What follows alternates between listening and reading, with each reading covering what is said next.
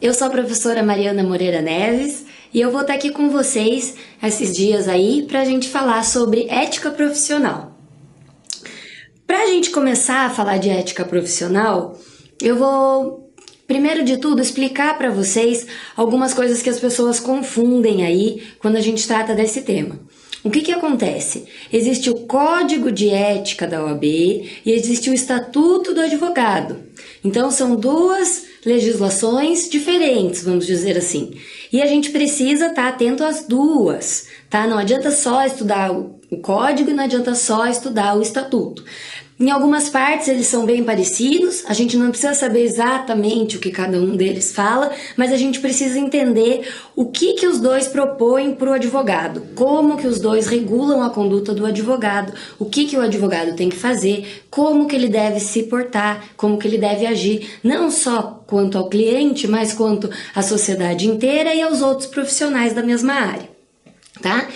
Agora, a gente tem o código novo, né, que saiu ali em 2015, e o estatuto, ele também foi regulamentado aí por outras leis novas que mudaram um pouquinho. Então, se você tem um material um pouco desatualizado, é bom você pegar todo esse conteúdo novo aí através da internet, o site do Planalto também dá para você encontrar o estatuto atualizado. Mas não deixe de atualizar teu material para você conseguir estudar de maneira correta, tá bom? Eu vou trazer todas as atualizações aqui para vocês, para a gente conseguir fazer uma prova legal e não errar, por mais que a gente tenha coisa nova aqui, tá bom? Então vamos lá. Quando a gente fala de ética, a gente vai falar não só da profissão, mas em todas as áreas da vida, né? A gente sabe que agir de modo ético é agir de maneira, né, a ser honesto, ser sincero, de acordo com a verdade. Então, a gente precisa aprender o que é a ética voltada para o advogado. Como é que começou essa história da ética? Para isso, a gente precisa voltar um pouquinho na história e saber como é que começou a advocacia aqui no Brasil. Então, desde o período colonial, a gente sabe que a gente já tinha aqui algum tipo de atividade da advocacia. Por mais que não houvessem faculdades, universidades aqui no Brasil, existia algumas pessoas que trabalhavam nessa área jurídica, mesmo de modo a não ter formação universitária. E aí os bacharéis em direito, aquelas pessoas que tinham oportunidade de estudar na Europa, né, principalmente na Universidade de Coimbra, eles tinham um prestígio maior pela sociedade, então eles tinham mais espaço aí para trabalhar do que aquelas pessoas que não tinham. Mas em 1827 foi o início aqui das faculdades, das universidades no Brasil.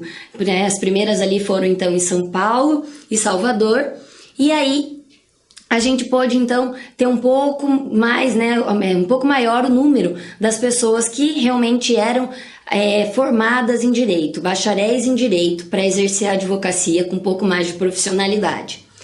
Só em 1843 é que surgiu o Instituto dos Advogados Brasileiros. E aí foi dando uma cara nova aí para a profissão, regulamentando um pouco mais, o direito foi ganhando mais espaço.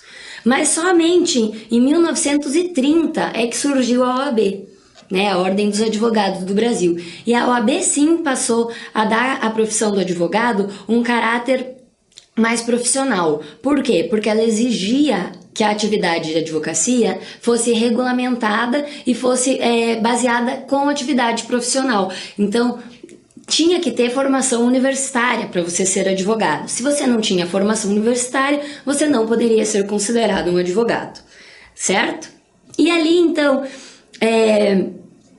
com o surgimento da OAB, existiu então o decreto que a gente coloca aqui na tela para vocês, 20.784 de 1931, que foi o primeiro estatuto do advogado, que é que a gente pode considerar assim. Depois então veio a Lei 4.215 de 1963, que foi o segundo estatuto aí do advogado, mas o que realmente tratou da matéria, como a gente fala nela hoje, é o Estatuto da Advocacia, né, a Lei 8.906 de 1994. A gente tem essa lei até hoje, a lei que a gente vai estudar aqui no decorrer do curso, contudo, ela está atualizada por duas outras leis. Então, a gente tem que prestar atenção no que essas duas outras leis mudaram com relação à Lei 8.906 de 94, tá bom? E foi então com o surgimento desse estatuto que a gente tem hoje que houve a necessidade de se ter um regulamento geral e um código de ética e disciplina também para poder legalizar a profissão, tá? Então a gente vai aqui falar realmente o que é o advogado, né? O advogado, então, a nominação advogado só pode se dar para quem tem o registro na OAB, na Ordem dos Advogados do Brasil. Então, se você só se formou na faculdade, você não pode ser advogado. Você é bacharel em direito. Você só pode entrar só pode receber essa nominação de advogado quando você está dentro dos quadros da OAB, quando você faz a prova e recebe o título. Então, a gente está aqui para ajudar você a conseguir esse título, para você ingressar nos quadros da Ordem dos Advogados do Brasil, daí do estado que você tá bom? Vamos comigo. A nominação, então, está no artigo 3º do Estatuto. O exercício da atividade de advocacia no território brasileiro e a denominação de advogado são privativos dos inscritos na Ordem dos Advogados do Brasil. Então, para você não ficar simplesmente um mero bacharel em direito, você está aqui contando com a gente para conseguir sua carteirinha rosa, para conseguir ter a sua carteirinha da OAB. Então, quais que são as atividades privativas do advogado? A postulação perante os órgãos do Poder Judiciário, a consultoria, assessoria e direção jurídica. Esses são os dois pontos principais e a gente vai abrir esses dois pontos a seguir. Mas eu preciso que vocês entendam isso. O que é a postulação perante o Poder Judiciário? É você falar com o juiz, é você protocolar a sua petição, certo? Então, para você poder falar com o juiz, você tem que ter a qualificação técnica. Às vezes, né, a gente fala assim, que tem pessoas tão humildes que sozinhas elas não conseguiriam nem explicar o que está acontecendo. Então elas têm a figura do advogado para uma forma de realizar efetivamente o exercício da justiça. Pensem assim, tá bom? Por isso que a postulação perante os órgãos do Poder Judiciário só pode ser feita através de advogado. E o segundo ponto ali, a consultoria, assessoria e a direção jurídica também é ato privativo de advogado. Então, se você é bacharel em direito, não conseguiu passar na OAB, você pode abrir teu escritório, por exemplo, só para prestar consultoria e assessoria jurídica? Não, você vai estar infringindo a lei, você vai estar exercendo a atividade de forma ilícita. Você precisa estar inscrito nos quadros da ordem, perdão. Então, sem que tenha o devido registro na ordem, o advogado ele vai estar, então, exercendo ilegalmente a profissão. Todos os atos desse suposto advogado vão ser considerados nulos.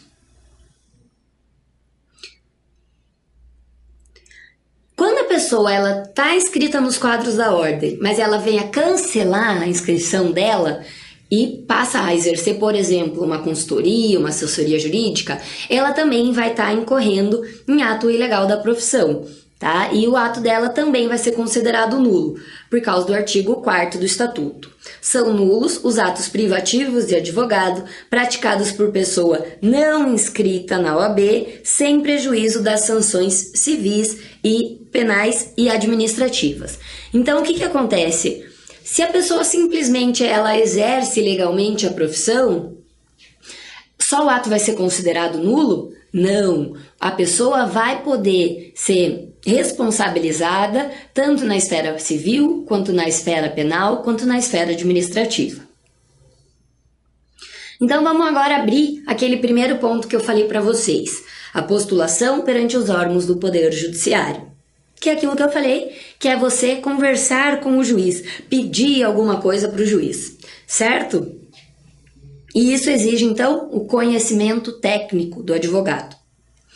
E quando que a gente não precisa de advogado? A gente não vai ter a figura do advogado atuando. Pode simplesmente a pessoa, a cidadã, chegar ali no Poder Judiciário, por exemplo, em algum outro órgão, para agir ela, né, nos atos próprios, sem ela precisar estar representada por alguém. Então, quando a gente for falar de juizado especial, então, quando a gente está no juizado especial cível, a gente não precisa de advogado, certo? Alguns de vocês, eu acredito que se vocês mesmos não foram, vocês conhecem alguém que já foi até o juizado e conseguiu postular ali o seu direito, né, o seu problema para o juiz. Mas o que acontece? É para todo e qualquer caso do juizado especial cível que vai poder entrar sem advogado?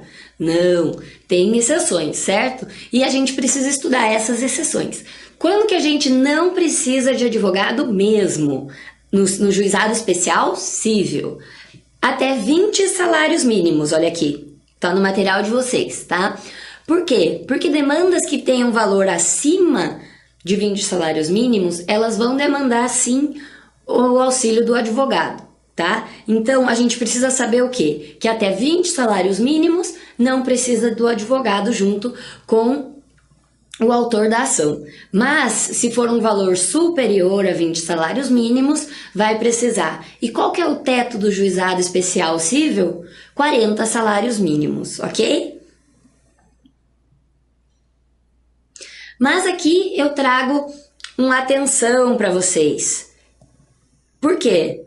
Porque tudo isso que eu expliquei agora só vale para o juizado especial cível. Se você tem lá na sua prova uma questão que fale sobre juizado especial criminal, a gente vai precisar sim da presença do advogado.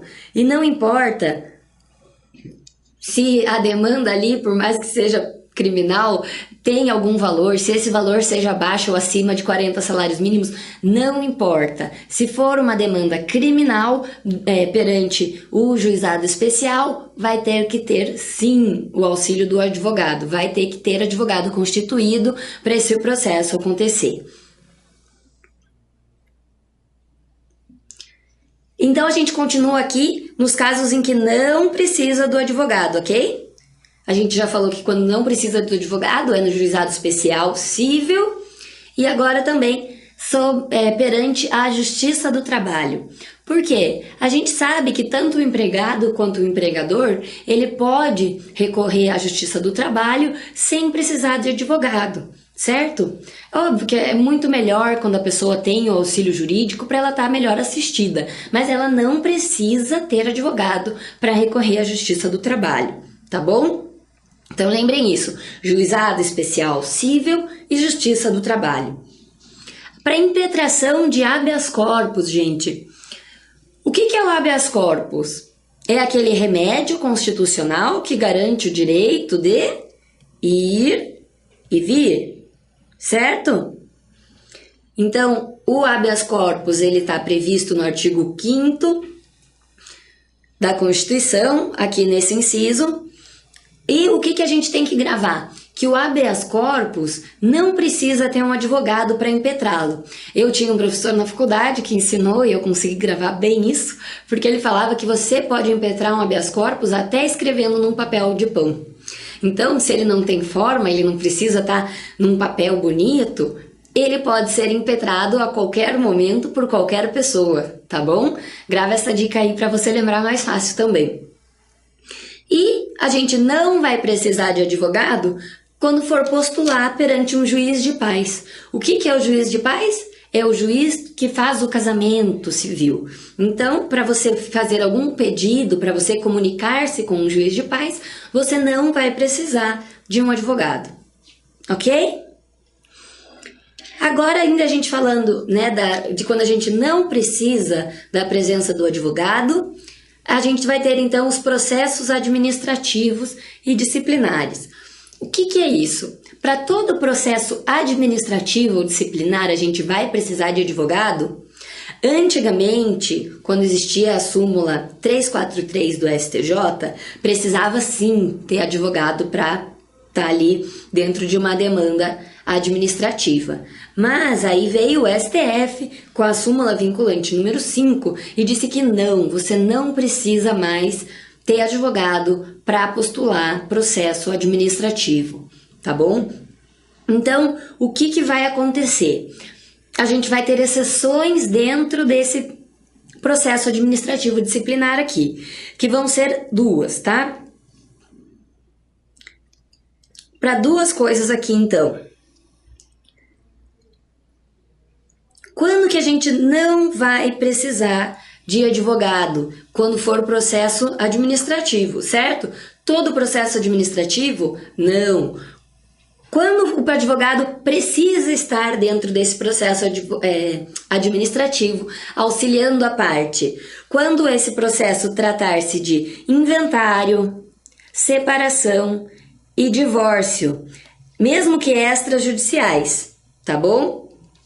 Tem que ter advogado. E o nome do advogado vai precisar constar na ata desses documentos, ok? E também, para quando existir contrato, aqui tinha que ter uma separação, ó, gente, peço perdão para vocês. Nos contratos constitutivos de pessoas jurídicas. Então, além do advogado tem que estar presente para fazer inventário, separação e divórcio, por mais que seja extrajudicial, também o advogado vai ter que estar presente nos casos de contratos de pessoas jurídicas, tá? Quando eles são constituídos. Então, o que vai acontecer? Tem que também ter o visto do advogado nesse tipo de contrato de formação de pessoa jurídica. Mas a gente tem que pensar o seguinte: será que para microempresa, empresa individual, empresa de pequeno porte, também vai ter que ter advogado para fazer esse contrato dessa empresa? Sim ou não? Não, né, gente? Por quê? Porque essas empresas de pequeno porte, microempresas, pequenas empresas individuais, elas têm um regime jurídico diferenciado, simplificado. Então, a gente tem que pensar o seguinte: se uma empresa bem grande, ela tem muito dinheiro, a empresa micro, empresa de pequeno porte, empresa individual, ela já tem esse regime diferenciado porque ela não tem tanto capital, ela vai ter um capital menor. Então, ela vai ter dinheiro para pagar advogado? Na prática, pode ser até que ela seja, mas aqui no nosso macete, a gente vai dizer que ela não vai ter dinheiro para pagar o advogado. Então, ela não vai precisar constituir advogado, tá, para fazer os contratos constitutivos. Só as pessoas jurídicas. As pessoas jurídicas, né, microempresa, empresa de pequeno porte, empresa individual, não precisam de advogado, ok? Então, aqui a gente vai para o segundo ponto: consultoria, assessoria e direção jurídica. Por mais que a pessoa seja bacharel em direito, ela não pode exercer atos privativos de advogado. E a consultoria, a assessoria e a direção jurídica são, sim, atos privativos de advogado. Por mais que essa consultoria, ela se trate de uma consultoria extrajudicial. A pessoa que for prestar essa consultoria, essa assessoria, ela tem que ser inscrita nos quadros da ordem, ok? E isso também vale para a direção jurídica de empresas ou qualquer outro órgão, certo? Para você exercer uma função de diretoria jurídica, gerência jurídica, você também tem que ser advogado, tem que ter a sua carteirinha rosa, tem que estar inscrito nos quadros da ordem. Então, como esse assunto aí fica bastante complicado da gente organizar na nossa cabeça, eu fiz um quadro para vocês para ficar mais fácil, tá?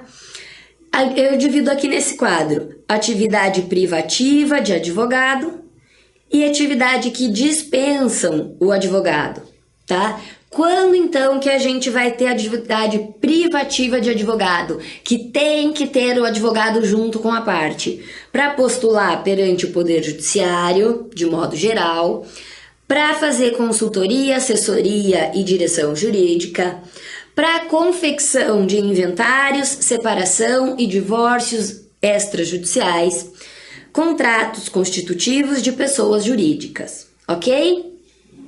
E quando que a gente não vai precisar do advogado? Não vai precisar do advogado mesmo para postular perante o juizado especial civil, Lembrem que tem a ressalva do criminal, mas apenas para o juizado especial civil. A gente não vai precisar quando forem demandas que versem sobre 20 salários mínimos, ok? É até 20, tá bom, gente? Para postular perante a Justiça do Trabalho, tanto o empregado quanto o empregador, e para postular perante o juiz de paz, que é o juiz que faz o casamento. Então, a gente também não vai precisar de advogado quando a gente for se utilizar do remédio constitucional do habeas corpus, que vai garantir o nosso direito de ir e vir, certo? Então, a gente tem aqui o artigo 4º do Regulamento Geral. Eu peço para que vocês prestem atenção quando eu falar aqui o artigo é do Estatuto, quando é do Código, quando é do Regulamento Geral, para não fazer uma mistura na cabeça de vocês. E aí, quando eu falar, você vai no seu Estatuto, por exemplo, procurar e não acha. Então, presta bem atenção quando eu falar de qual norma aí que a gente está falando, tá bom? Aqui é o artigo 4º do Regulamento Geral. O indivíduo não advogado que praticar atos privativos de advogado constitui exercício ilegal da profissão e essa pessoa vai poder receber as sanções aí, tanto de cunho civil, quanto penal, quanto administrativo. Não esqueçam. E também tem outras pessoas que estão sujeitas aí ao nosso Estatuto do Advogado. Se não são só os advogados, quem seriam elas? O meu macete aqui para vocês, a minha dica, é vocês pensarem que são pessoas que trabalham em órgãos públicos que exercem a função de advogado. Se você começar a reparar aqui, você vai ver que todas elas defendem a União, defendem a sociedade, como se elas fossem um advogado da União, né? Ou do Estado, ou do município, ou do Distrito Federal. Então vem aqui comigo. Artigo 3º, parágrafo 1º do Estatuto. A Advocacia Geral da União, a Procuradoria da Fazenda Nacional, a Defensoria Pública, procuradorias e consultorias jurídicas dos estados, do Distrito Federal, dos municípios e das respectivas entidades de administração direta e fundacional. Vocês conseguem ver que todas essas profissões aqui, elas têm ali dentro delas algum caráter jurídico, algum caráter de advogado mesmo para defender alguma coisa? Tem, né? Então a gente vai também fazer com que elas sigam o nosso Estatuto da Advocacia. E agora então a gente vai falar aqui do estagiário, gente. O estagiário, ele também está regulamentado ali pelo nosso Estatuto. Por quê? Porque ele, junto com o advogado, vai exercer atos privativos de advogado. Não são todos os atos, mas o estagiário pode sim exercer alguns atos privativos de advogado, mesmo quando o advogado não esteja presente, mas o advogado vai estar por ele responsável, tá? Então vamos ler aqui o artigo 3º, parágrafo 2º do Estatuto. Todos os atos lícitos ao estagiário deverão ser acompanhados do advogado responsável, sob pena de gerar nulidade. Essa parte do estagiário é uma parte que a OAB cobra bastante. Toda prova tem uma questão sobre o estagiário e é importante que você esteja atento aí e dê uma lida no artigo 9º do Estatuto também, que vai falar sobre o estagiário, tá? Então, o que a gente tem que entender aqui? Que o estagiário, ele nunca vai poder estar sozinho, desacompanhado, por mais que seja ali uma figura, né, do advogado, que o advogado, por exemplo, fique dentro do escritório e o estagiário saia na rua fazer alguma coisa, ele ainda está acompanhado do advogado por causa da supervisão do advogado, certo? Então esse advogado vai ter que estar sempre supervisionando esse estagiário. E todos os atos do estagiário, de quem que vai ser a responsabilidade? Do advogado por ele responsável, tá? Então, o que o estagiário pode fazer sozinho, gente? Vou tomar uma água aqui, senão eu vou ficar sem voz. Então, o estagiário, ele pode fazer sozinho o quê? retirar e devolver os autos em cartório, assinando a respectiva carga. Então, o estagiário também pode começar a fazer sua assinatura aí, que ele vai precisar usar, não só como advogado, mas também como estagiário, certo? Ele vai poder obter junto aos escrivãs e chefes de secretarias certidões de peças ou autos de processo em curso ou findo. Tudo isso daqui que a gente falou agora nesse slide, a gente sabe que trata-se de processo físico, né? Hoje em dia a gente já tem o processo judicial eletrônico e a gente não usa muito o processo físico. Mas pode ser que vocês vão trabalhar aí, tanto né, como estagiário ou como advogado no futuro, com o processo físico, algum processo que ainda está em andamento e começou há muito tempo atrás, algum processo que já acabou e você vai precisar revisá-lo, vai precisar de alguma informação que está dentro desse processo, que vão estar nos autos físicos. Por isso que é importante a gente estudar isso, e não simplesmente esquecer que um dia existiram autos físicos, só porque hoje a gente trata do processo judicial eletrônico. Então, o que mais que o estagiário pode fazer sozinho? Ele pode assinar petições de juntada de documentos a processos judiciais e administrativos. Ele pode, segundo decisão do Conselho Federal, atuar realizando pedido de informação sobre andamento de processos judiciais, mas sem retirada ou vista dos autos, tá? Então, o que acontece? O estagiário, ele pode ir lá no fórum, ele pode olhar o processo, ele pode tirar cópia do processo, pode tirar foto do processo. Mas o estagiário não vai poder retirar os autos em carga, tá bom? Então, agora parando de falar do estagiário, que eu deixo para vocês darem uma revisada aí no Estatuto em casa, não esquecer do artigo 9º e do artigo 36, a gente vai partir então para a atividade advocatícia. Qual que é a natureza da atividade advocatícia? Vocês já pararam para pensar nisso? Qual que é a natureza jurídica da atividade advocatícia?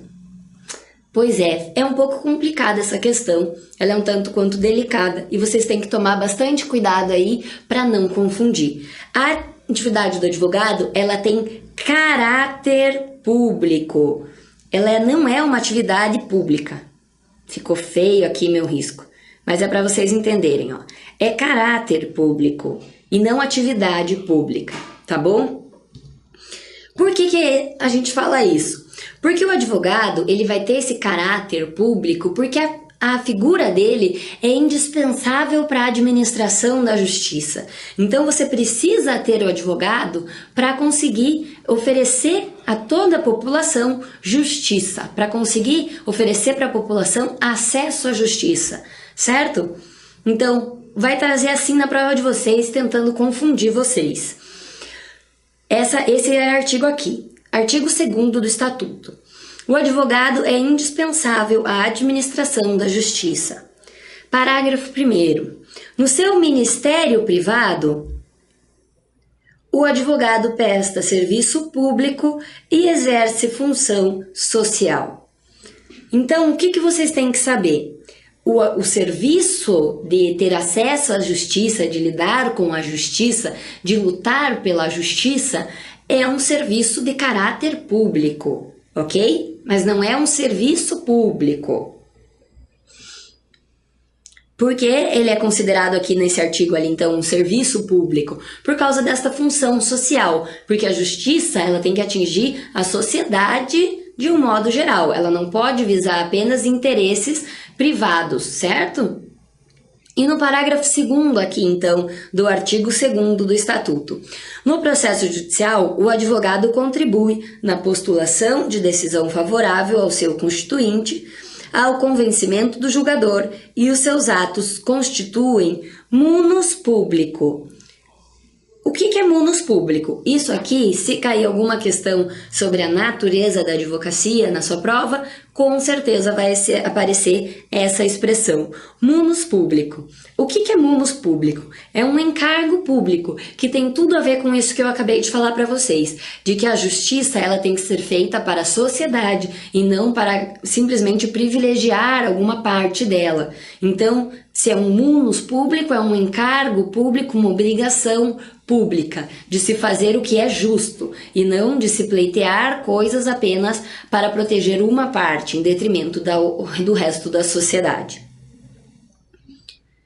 Então eu trouxe essa frase aqui para vocês para ficar bem esclarecido.